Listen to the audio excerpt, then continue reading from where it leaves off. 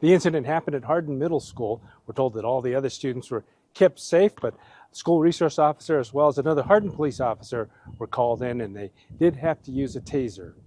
The Hardin police responded to an area of the middle school for a report of a student with a firearm making threats and threatening to shoot police. What we thought at the time was he was making threats to maybe do a shooting at the school or something of the sort with a weapon.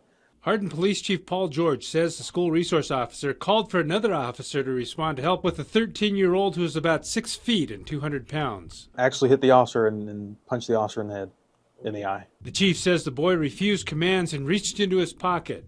They ended up having to tase him. I think they deployed 2 cartridges. The first one was ineffective. The second one became ineffective, but was effective for a few seconds for them to take him into custody. It turns out the boy did not have a weapon and had made threats to police if they came to his home when he skipped school. But George says there were no threats to students or school staff. Students tell Q2 they were safe during the lockdown.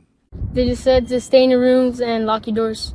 It was good. I felt safe. I didn't think anything was going to happen to me. Superintendent Tobin Navasio gave us a statement saying, "I'm pleased with the way our staff handled it and prioritized safety through the process. The SRO in place was beneficial to our students and staff."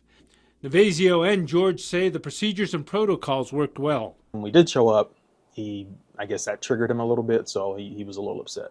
But he calmed down after the fact. He's still going to have some charges. Chief George expects the charges against the juvenile to include assaulting an officer and disorderly conduct. In Hardin, David J., MTN News.